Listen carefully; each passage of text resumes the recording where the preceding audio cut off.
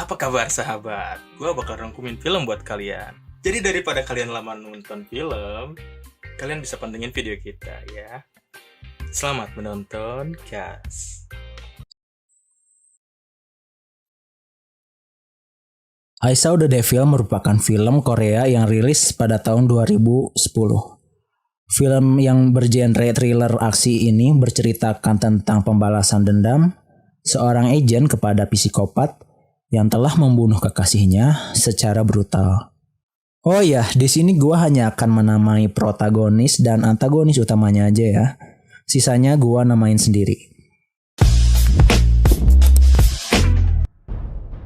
Film diawali di musim dingin pada malam hari di mana ada psikopat yang bernama Kyung sedang mengincar seorang perempuan yang lagi menunggu bantuan karena mobilnya sedang mogok di tengah jalan.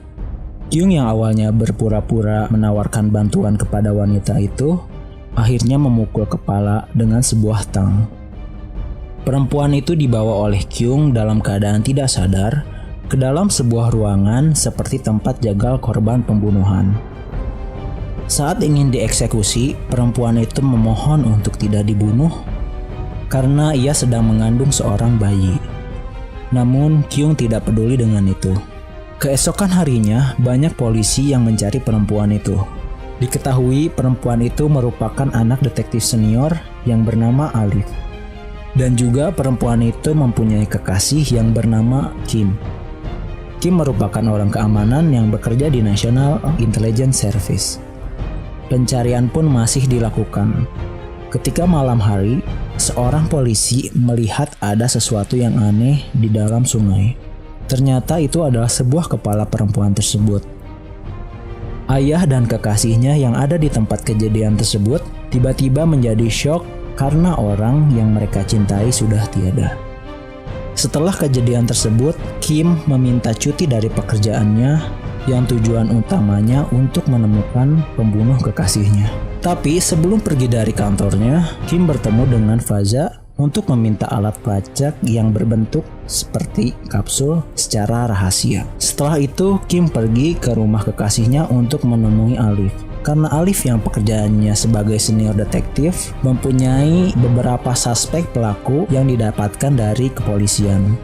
Di sini ternyata ada 4 orang yang diduga sebagai pembunuh kekasih Kim. Kim yang melakukan investigasi sendiri tidak bisa bebas melakukan penyelidikan karena ada grup kepolisian yang juga sedang memburu pelaku pembunuhan ini. Grup itu diketuai oleh Zaki. Karena Kim bekerja di sebuah badan intelijen, dia sangat lihai melakukan penyelidikan dan selalu satu langkah di depan grup kepolisian. Di sini dia mulai memburu daftar penjahat yang ada di berkas. Setelah menemui daftar orang tersebut, ia akan mulai menyiksa dan menginterogasi penjahat. Dari mulai memukul tantang sampai dihajar babak belur.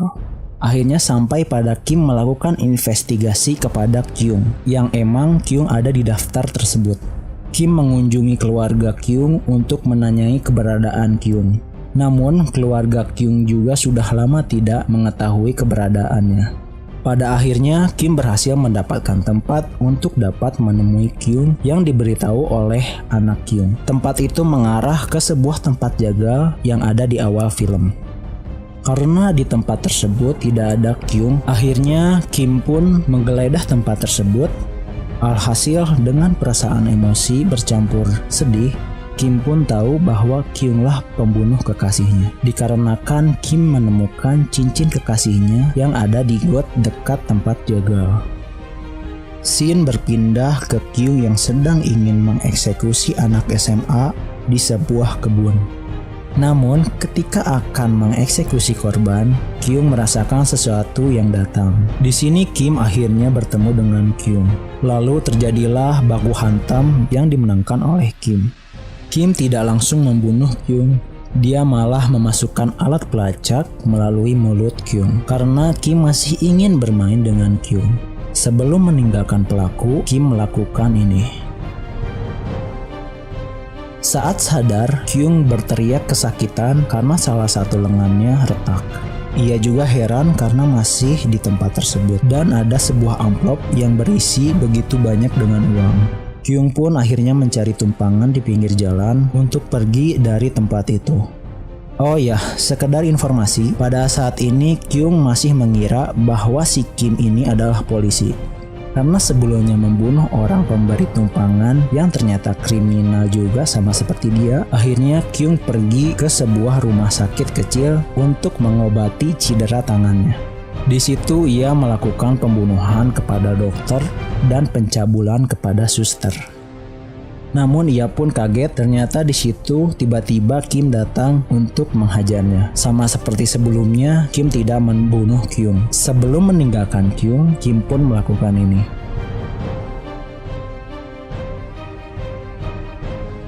Seperti biasanya, Kyung bangun setelah melakukan baku hantam dan mengalami cedera. Pada saat ini, dia heran mengapa Kim ini bisa menemukan dia. Lalu ia pun meminta tumpangan lagi untuk pergi ke rumah temannya. Scene berpindah di mana Kim sedang berbicara dengan Alif. Mereka tahu apa yang diperbuat Kim kepada pelaku pembunuhan. Mereka meminta Kim untuk berhenti melakukannya. Namun Kim tetap bersikukuh untuk membalas perbuatan pelaku kepada kekasihnya. Setelah sampai pada tujuannya, Kyung pergi ke sebuah rumah yang merupakan rumah temannya yang sama-sama psikopat. Temannya yang bernama Farhan dan bersama kekasihnya mendengar penjelasan Kyung bahwa dirinya sedang dimainkan oleh seseorang yang suka menyiksanya. Pembicaraan pun berlalu. Pada malam hari, Kyung istirahat di kamar, kekasih Farhan sedang mencuci piring, dan Farhan sedang ingin melakukan eksekusi kepada korban di dapur. Di saat itu Farhan bertemu dengan Kim. Kim yang merasa muak melihat ada psikopat lainnya lalu menyiksa Farhan. Pada saat Farhan mau dieksekusi, tiba-tiba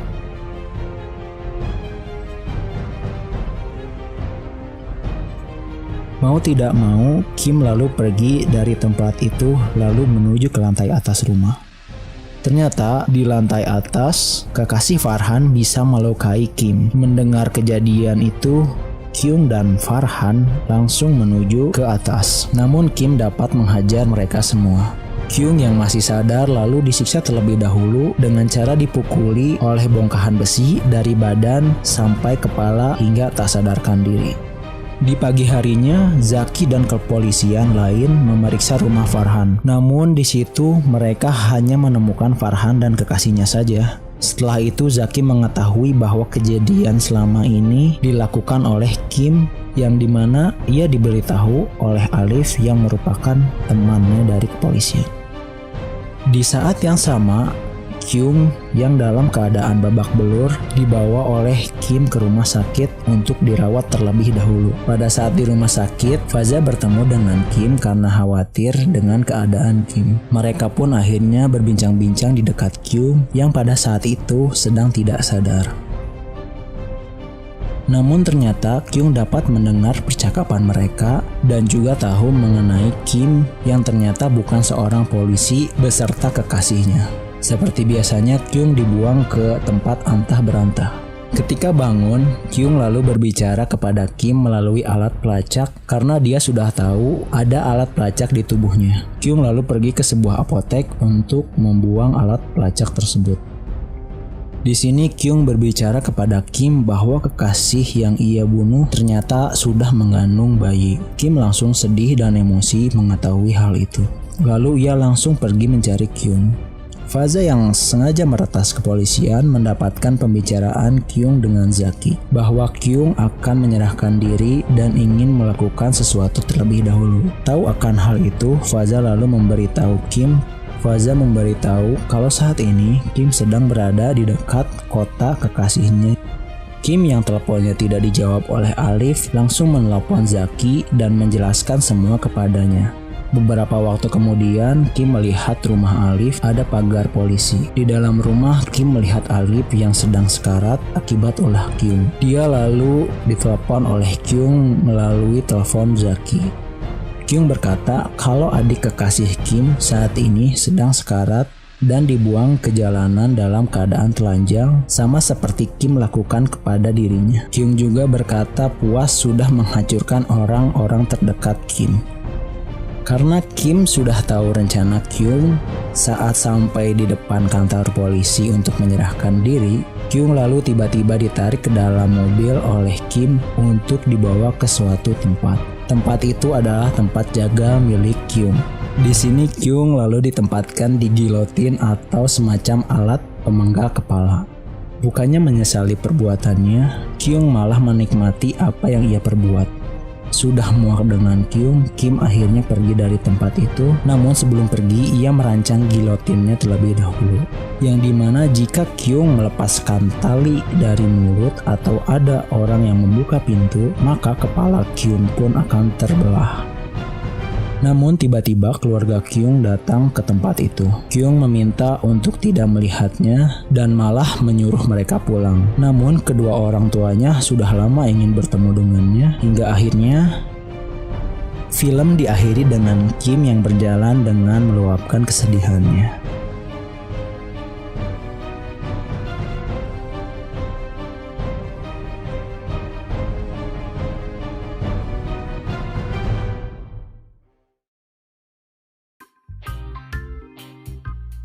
Ini ya Bun, pandangan Maya terhadap film itu apa? Nah, jadi pandangan yang gue dapat dari film itu sebenarnya, iya sebenarnya film ini tuh kalau kalian tonton tuh lebih banyak mainin emosi. Jadi kalian yang suka film yang mainin emosi, gue saranin untuk nonton kalau ada waktu luang. Nanti gak pada Orang mau kita. beli ini, mau beli fried chicken, mau nitip mah. Enggak. Sekian dulu ya teman-teman. Bye. Nah gitu ceritanya. Bener gak, Ja? Salah. Jangan kebanyakan bercanda. Protagonis dan antagonis utamanya. Oh sorry. Ja, jangan kentut. Ja, ini lagi serius. Ja. Kamu kan lagi ngetik tadi. Oh iya, ampun.